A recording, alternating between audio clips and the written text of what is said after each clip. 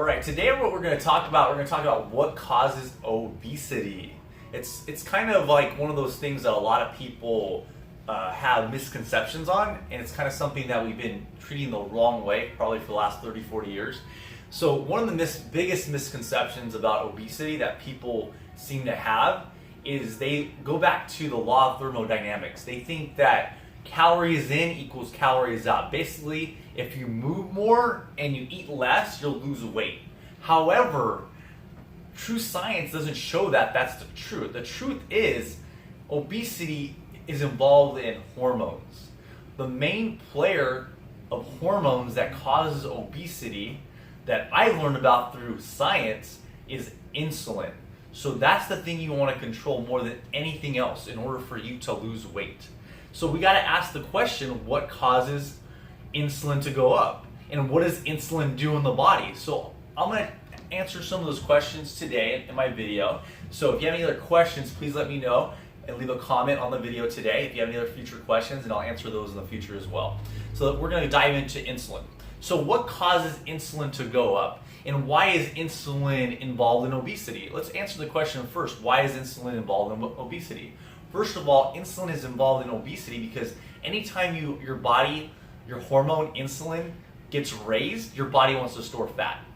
So that in a nutshell will help you store fat and gain more weight. So the more insulin responses you have in your body, the more weight you're going to gain, and the more it's going to show off your ability to burn fat, which is the opposite of what most people want to do when they go into a gym or what they want to do when they're trying to eat less. No, most people want to lose body fat. And how you're going to eventually do that, you have to get rid of insulin. You have to keep it as low as possible. So I'm going to go over a little bit about the different macronutrients and what they do to your insulin levels. So first of all, carbohydrates, especially sugar, raises your insulin more than anything else. So I put this little graph here to show that. So insulin goes up the most consuming carbohydrates, and it drops off way later. So that's the biggest insult to your insulin, is carbohydrates. So in order to keep your insulin levels down, you got to avoid eating carbohydrates. That's why a ketogenic diet is like one of the best diets on the planet for weight loss, because you're eating a very low carbohydrate diet, less than 50 grams of carbohydrates a day, and that's going to keep your insulin levels at bay, at a low level. So your body can be in a fat burning mode all day long, and you can lose the weight that you want. The second thing that actually increases your insulin is protein, but not nearly as much as carbohydrates. There's essential amino acids that we have to get in our body every single day, so you don't want to eliminate protein, but you want to keep it moderate so your insulin doesn't spike throughout the day as well. Because if you have too many insulin spikes from protein, something's going to be called gluconeogenesis, where you're going to actually not only raise your insulin levels, you're going to break down your precious protein that you're consuming through meat and other high protein products into glucose to use for functioning, for energy. And we don't want to do that. We want to use our amino acids, our protein, for building muscle. That's what we want that for, or repairing tissue. So moderate in the protein, that's a ketogenic diet. Low in the carbs, less than 50 grams. And then the one thing that almost has no effect on insulin is fat. That's why a ketogenic diet is so good, because it's a high-fat diet, and that keeps your insulin levels at bay, keeps them down. So that's how you can guarantee that you're going to be more in a fat-burning state if you have a very high-fat diet, moderate in the protein, and very low in the carbohydrates. So in a nutshell, that's what causes obesity, is these constant insulin spikes that we get throughout the day. So say for instance I have a breakfast, say, with pancakes and maple syrup. That's going to increase my insulin up really high. It's going to stop my body from wanting to burn fat altogether.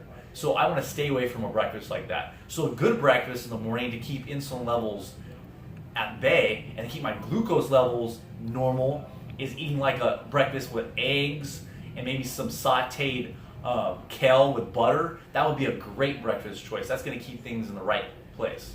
And then say for instance lunch, go get a nice big green salad, throw some wild sockeye salmon on there, throw in some olive oil, and then I'm going to have maybe some Greek olives, and I'm going to have myself a great lunch that's going to keep my insulin levels and keep my body satiated, so I feel full longer, so I don't feel like I have to eat all these snacks in between.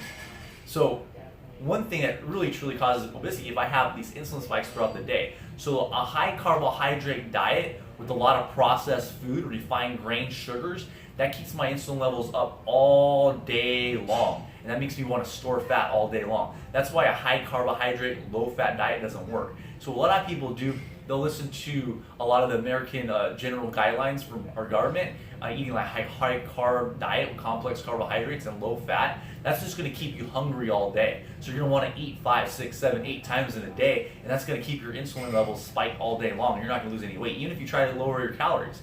You could try to do that for a few days, you'll lose a little bit of weight, but you're going to lose because you're going to be so hungry, you're going to want to cave in and eat that ice cream or eat that candy bar or eat something else that's going to spike your insulin levels. So in a nutshell, what causes obesity? High insulin levels. So if you want to lose weight, you got to keep your insulin levels low. So on the next video, I'll talk a little bit more about the foods that you want to eat on a regular basis to keep your insulin levels low, and plus some other strategies to keep insulin at bay as well. But until the next video, please leave your comments below.